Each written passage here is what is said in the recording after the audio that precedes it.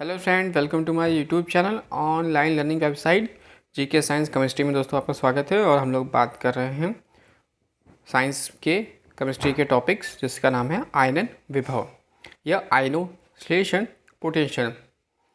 ऊर्जा की वह न्यूनतम मात्रा जो तत्व की एक गैसीय परमाणु की बाह्यतम कक्षा से एक इलेक्ट्रॉन को बाहर निकालने के लिए आवश्यक होती है उसको आयनोस्लेशन पोटेंशियल या आयनन विभव कहते हैं।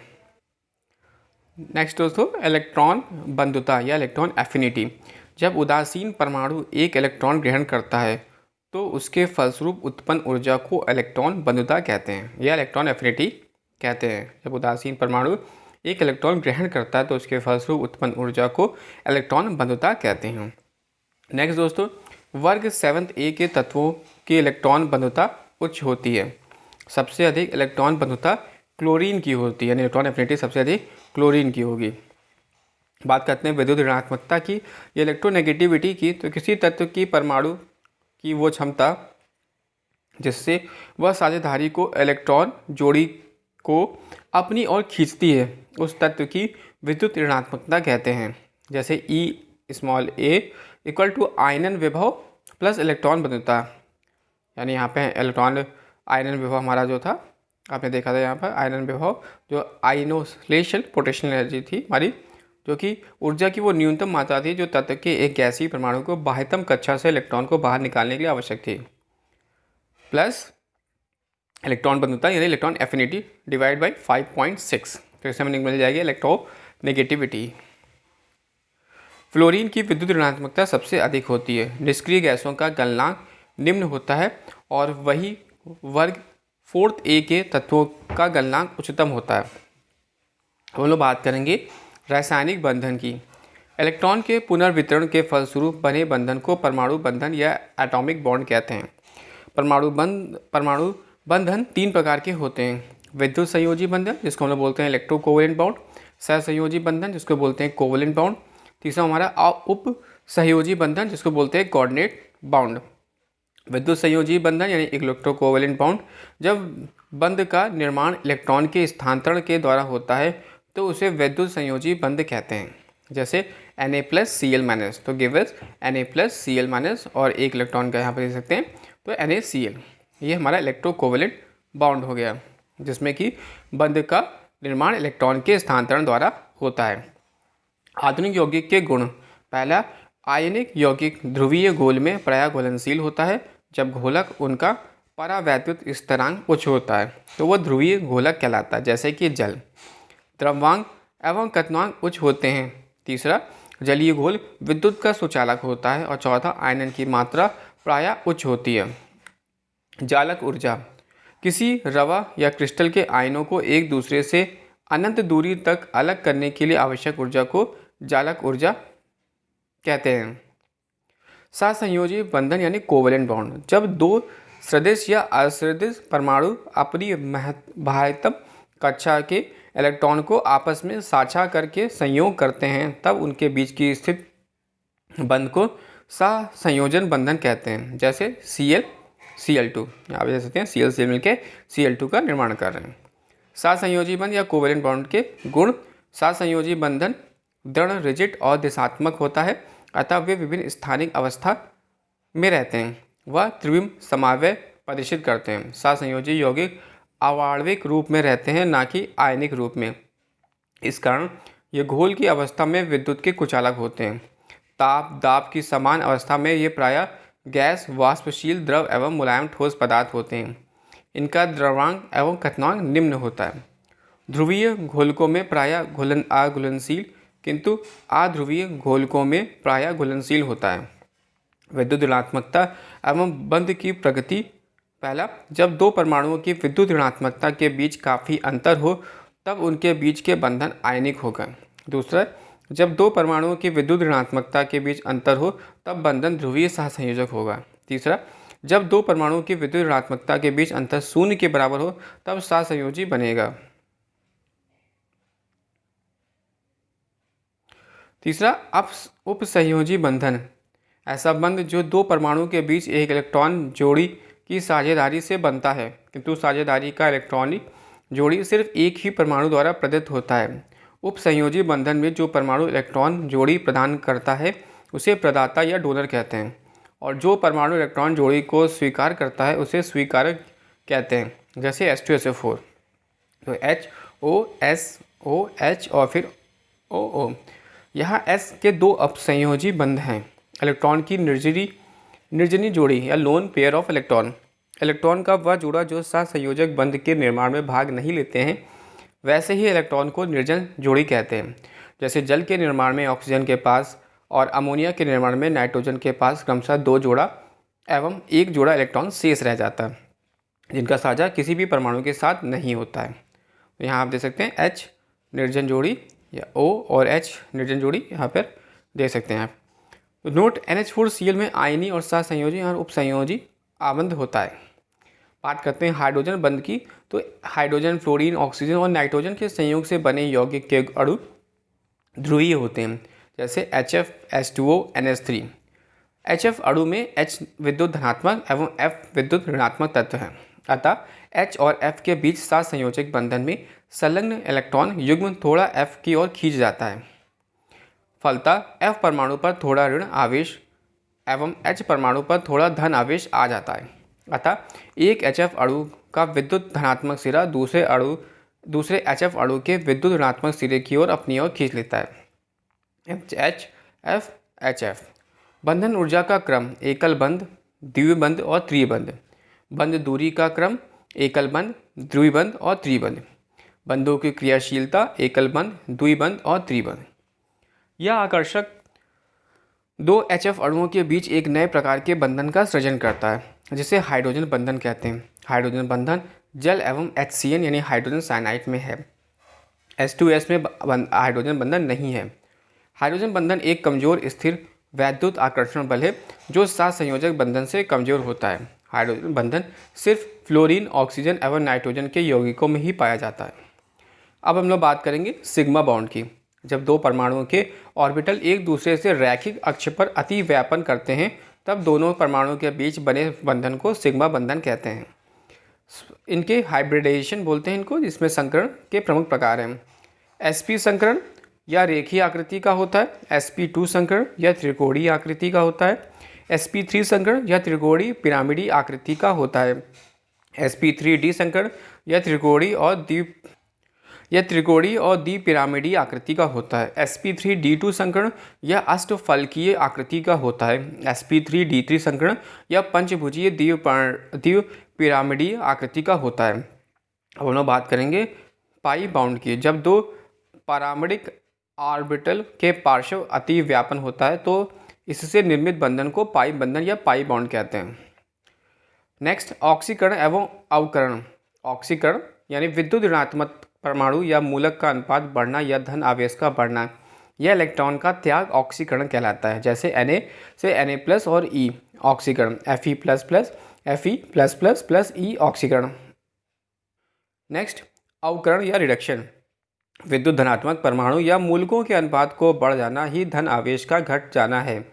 यह इलेक्ट्रॉन को ग्रहण करना अवकरण कहलाता है, जैसे कॉपर ++ 2 इलेक्ट्रॉन कॉपर प्लस अवकरण और Cl2 + 2 electron gives us 2Cl- अवकरण। Redox reaction.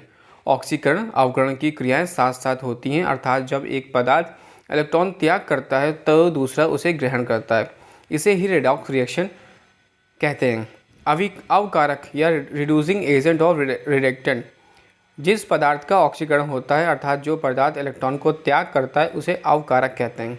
कुछ प्रमुख अवकारक हैं hydrogen, carbon monoxide, H2S, SO2, C और SnCl2 आदि। ऑक्सीकारक ऑक्सीडाइजिंग एजेंट और ऑक्सीडेंट। जिस पदार्थ का अवकरण होता है, अर्थात जो पदार्थ इलेक्ट्रॉन ग्रहण करता है, वे ऑक्सीकारक कहलाते हैं। कुछ प्रमुख ऑक्सीकारक हैं oxygen, O3, H2O2, HNO3, KMnO4, K2Cr2O7 आदि। ऑक्सीकारक एवं अवकारक दोनों जैसे कुछ प्रमुख ऑक्सीकारक हैं O2, O3, H2O2, HNO3, KMnO4, K2Cr2O7। ऑक्सीकारक एवं अवकारक दोनों जैसे आचरण करने वाला पदार्थ है hydrogen sulphide, hydrogen peroxide, sulphur dioxide और नाइट्राइज अम्ल आदि। अब हम लोग बात करेंगे ऑक्सीकरण संख्या। तो ऑक्सीडेशन नंबर जिसको बोलते हैं, किसी तत्व की ऑक्सीकरण संख्या वह संख्या है जो किसी अणु या आयन में उस परमाणु पर आवेशों की संख्या को बताती है।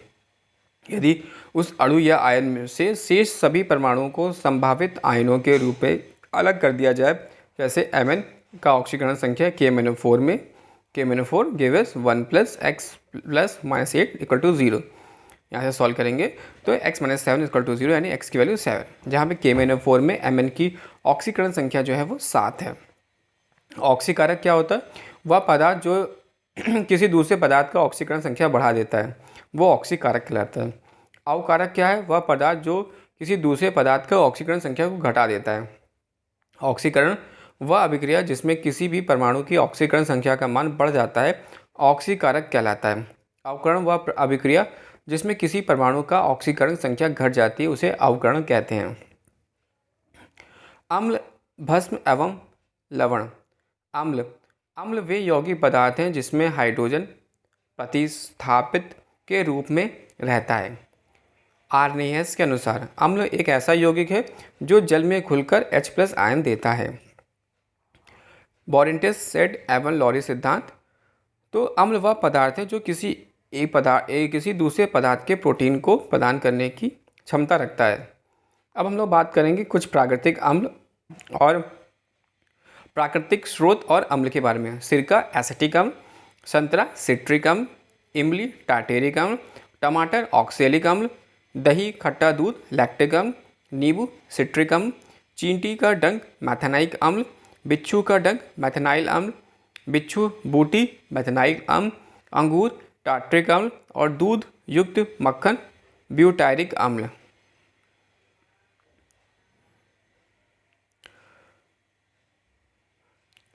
लुईस इलेक्ट्रॉनिक सिद्धांत के अनुसार, according to Lewis electronic theory, अम्ल वह यौगिक है जिसमें इलेक्ट्रॉन की एक निर्जन जोड़ी है, इसे लोन पेयर ऑफ इलेक्ट्रॉन स्वीकार करने की प्रवृत्ति होती है।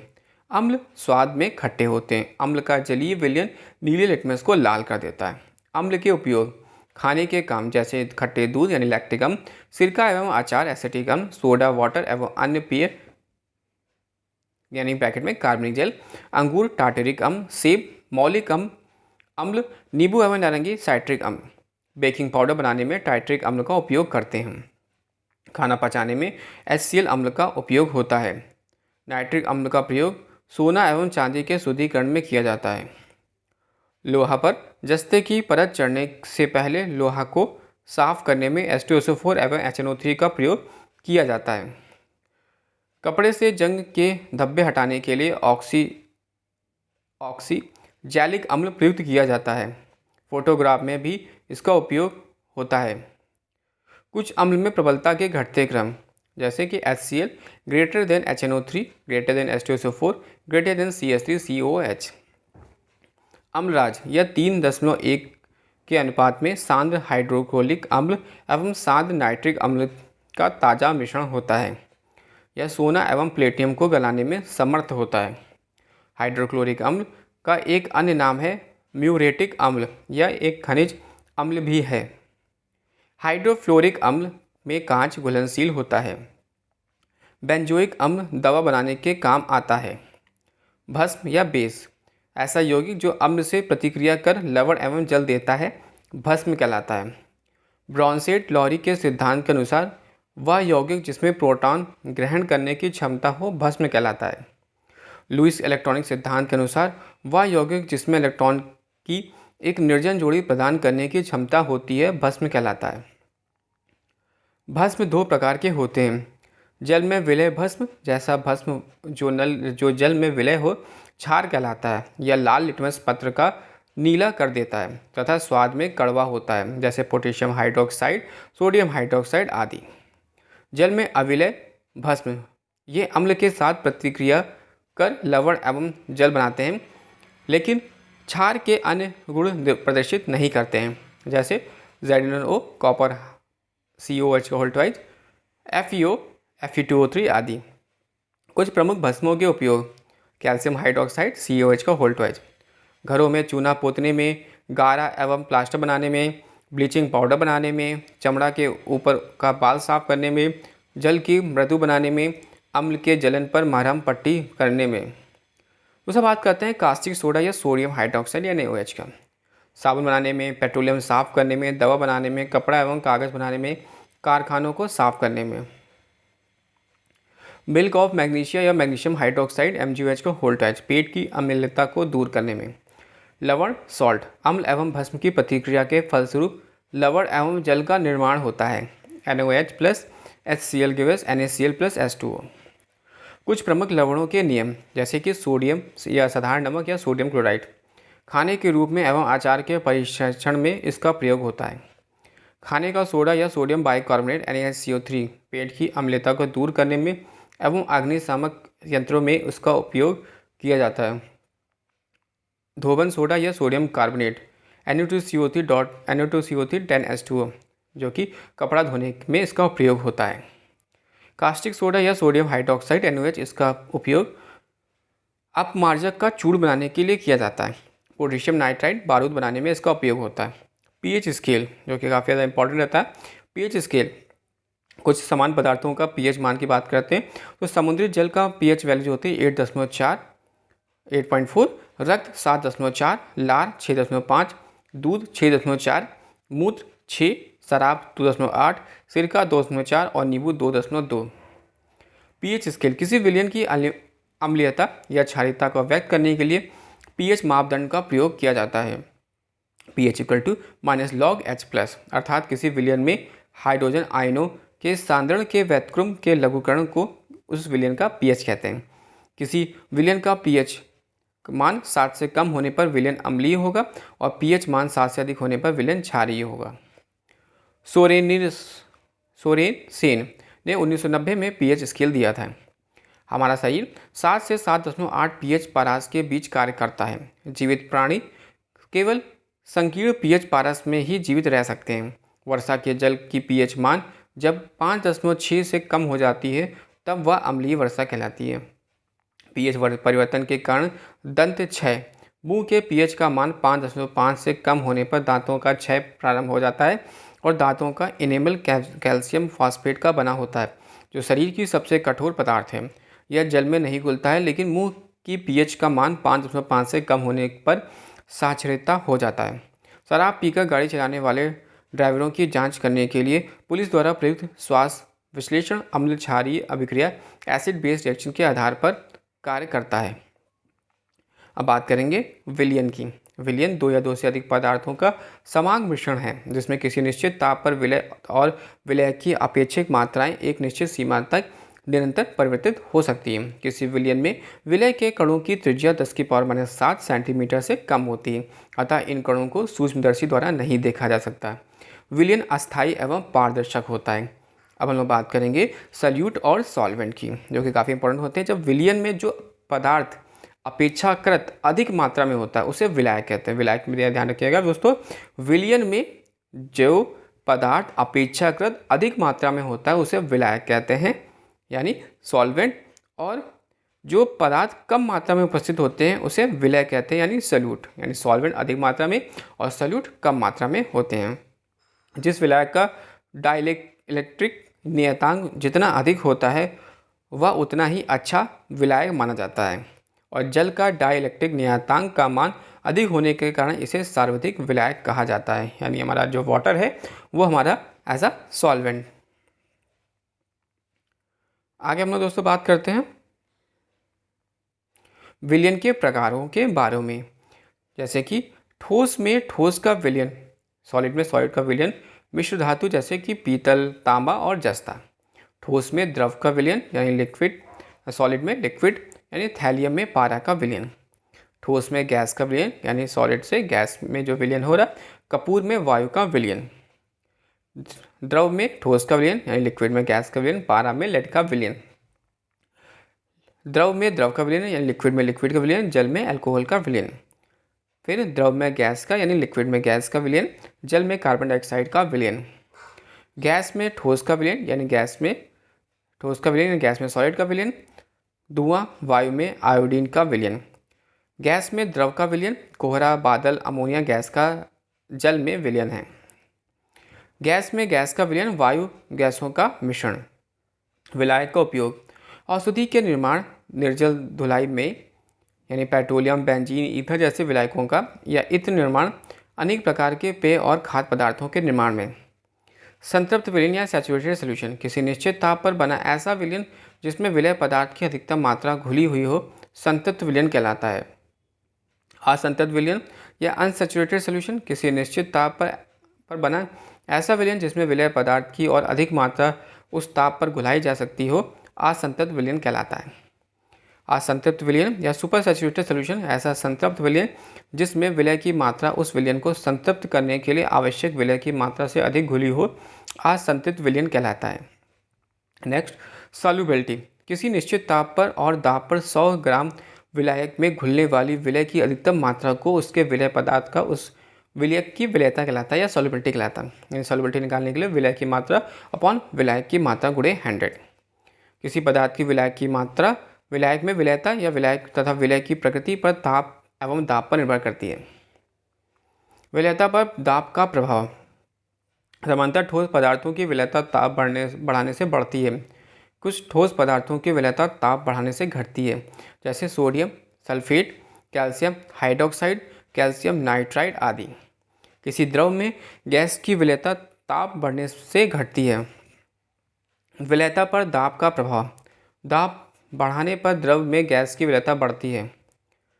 कंसंट्रेशन ऑफ सॉल्यूशन, किसी विलायक या विलयन की इकाई मात्रा में उपस्थित विलय की मात्रा को विलयन का सांद्रण कहते हैं। जिस विलयन में विलय की पर्याप्त मात्रा घुली रहती है उसे सांद्र विलयन कहा जाता है, और जिसमें विलय की कम मात्रा घुली रहती है उसे तनु विलयन कहा जाता है। तभी तनु विलयन असंतृप्त विलयन होते हैं। जो विलयन जितना ही अधिक तनु होता है वह उतना ही अधिक असंतृप्त होता है। परिक्षेपण या डिस्प्रिएशन, जब किसी पदार्थ के कण, परमाणु, अणु या आयन दूसरे पदार्थ के कणों के इर्द गिर्द या छितरा जाते हैं तो यह क्रिया परिक्षेपण कहलाती है। पहले पदार्थ को परिक्षेपित पदार्थ तथा दूसरे को परिक्षेपण माध्यम कहा जाता है। परिक्षेपण के फलस्वरूप 2 प्रकार के पदार्थ बनते हैं। पहला विषमांग पदार्थ निलंबन एवं कोलाइड, दूसरा समांग पदार्थ वास्तविक विलयन। फिर बात करते हैं निलंबन या सस्पेंशन की। इसमें परिक्षेपित कणों का आकार 10⁻³ सेंटीमीटर से 10⁻⁴ सेंटीमीटर या इससे अधिक होता है। इन्हें आँखों से देखा जा सकता है। इसका कण छन्ना पत्र के आर पार नहीं आ सकते। ये अस्थायी होते हैं तथा इनके कणों में परिक्षेपण माध्यम से अलग अलग हो जाने की प्रवृत्ति पाई जाती है। उदाहरण के लिए नदी का गंदा पानी, वायु में धुआं। कोलाइड, इसमें परिक्षेपित कणों का आकार 10⁻⁵ सेंटीमीटर से 10⁻⁷ सेंटीमीटर के बीच होता है। इनके कणों को नग्न आँखों की सहायता से नहीं देखा जा सकता बल्कि सूक्ष्मदर्शी सहायता से देखा जा सकता है। इसका कण छन्ना पत्र के आर पार आ जा सकते हैं लेकिन चर्म पत्र से नहीं निकल सकते। इन कणों को परिक्षेपण माध्यम से अलग हो जाने की बहुत कम प्रवृत्ति होती है। उदाहरण के लिए दूध, गोंद, रक्त, स्याही आदि। कोलाइड के विभिन्न प्रकार। सोल, वैसा कोलाइड जिसमें ठोस कण द्रव में परिक्षेपित होते हैं उसे सोल कहा जाता है। रबड़ के दस्तानों का निर्माण विद्युत लेपन द्वारा रबड़ सोल में किया जाता है। जेल, वैसा कोलाइड जिसमें ठोस कण द्रव में समान रूप से परिक्षेपित हो जाते हैं पर उनमें प्रवाहता फ्लो नहीं होता, जेल कहलाती है, जैसे जेली और जेलेटिन। एरोसिल, किसी गैस में द्रव या ठोस कणों की परिक्षेपण एरोसिल कहलाता है। जब परिक्षेपित कण ठोस होता है तो ऐसे एरोसिल को धुआं कहा जाता है, और तब परिक्षेपित पदार्थ द्रव होता है तो ऐसे एरोसिल को कोहरा कहा जाता है। नोट, जब परिक्षेपण का माध्यम जल, अल्कोहल एवं बेंजीन हो तो कोलाइडों का क्रमशः हाइड्रोसोल, अल्कोहल या बेंजोसोल कहते हैं। पारस या इमल्सन, जब किसी कोलाइड में एक द्रव के सारे कण दूसरे द्रव के सारे कणों में परिक्षेपित हो जाते हैं लेकिन घुलते नहीं तो इसे कोलाइड का पायरस कहते हैं। पायरस बनाने की प्रक्रिया को पायरसीकरण कहते हैं। दूध एक प्राकृतिक पायरस है जबकि पेंट एक कृत्रिम पायरस है। कॉड लिवर, तेल जिसमें जल के कण तेल की में प्रक्षेपित होते हैं, पायरस का उदाहरण है। सबसे बड़े पैमाने पर पाइसीकरण के रूप में साबुन और डिटर्जेंट का प्रयोग किया जाता है। इनकी पाइसीकरण की प्रगति कपड़ों को धोने में सहायता करती है। पाइसी कारकों का प्रयोग अयस्कों में सांद्रण में भी किया जाता है। नेक्स्ट बात करते हैं झाग, यानी द्रव में गैस का प्रक्षेपण झाग कहलाता है।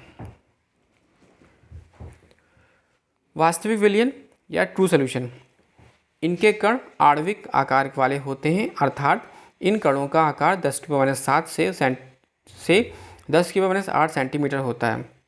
इसके कण छन्ना पत्र के आर पार आसानी से आ जा सकते हैं। यह सबसे स्थायी एवं पारदर्शक होता है। ये आंख तथा सूक्ष्मदर्शी इसमें दिखाई नहीं देते हैं। नेक्स्ट, अपोहन या डायलिसिस। कोलाइडी विलयन का वास्तविक विलयन से पृथक करने की प्रक्रिया अपोहन या डायलिसिस कहलाती है, अर्थात इस विधि द्वारा कोलाइडी विलयन को शुद्ध किया जा सकता है। ब्राउनी गति या ब्राउन मूवमेंट, कोलाइडी विलयन के कण लगातार इधर उधर भागते हैं, इसे ब्राउनी गति कहते हैं। यह गति कोलाइडी कणों की प्रगति पर भी निर्भर करती है। कण जितने ही सूक्ष्म होते हैं तथा माध्यम की श्यानता उतनी ही कम होती है एवं ताप जितना ही अधिक होगा वह गति उतनी ही तेज होगी।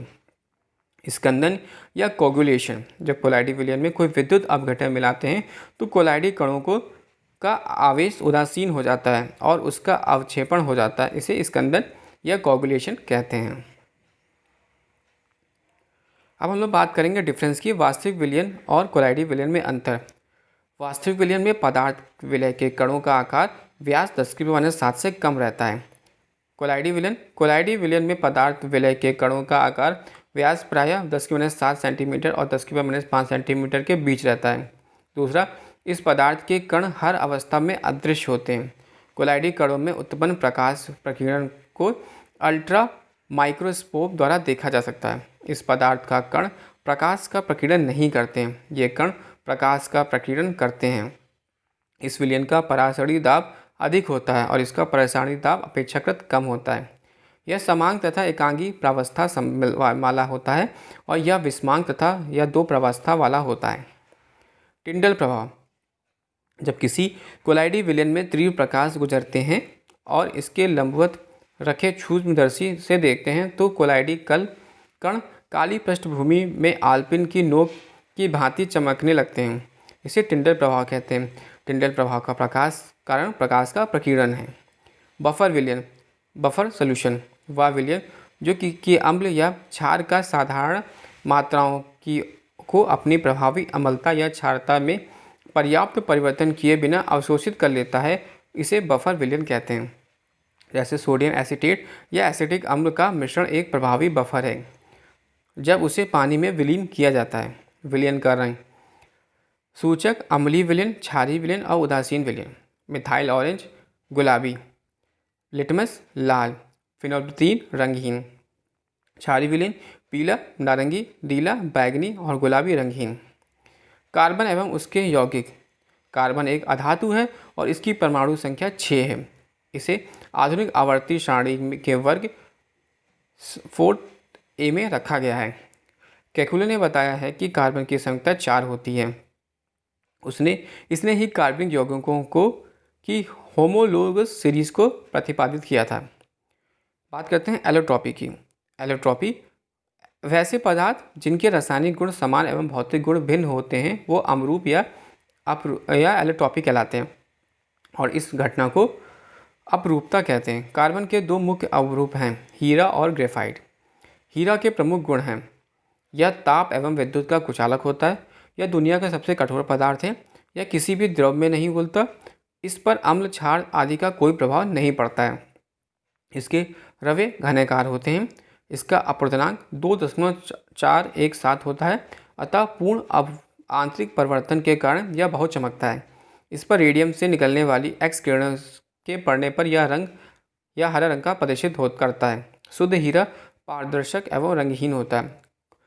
कुछ हीरे काले होते हैं जिन्हें बोर्ड कहते हैं, इसका उपयोग शीशा काटने में किया जाता है। ग्रेफाइट के प्रमुख गुण, यह विद्युत का सुचालक होता है और इसका अपेक्षित घनत्व 2.2 होता है।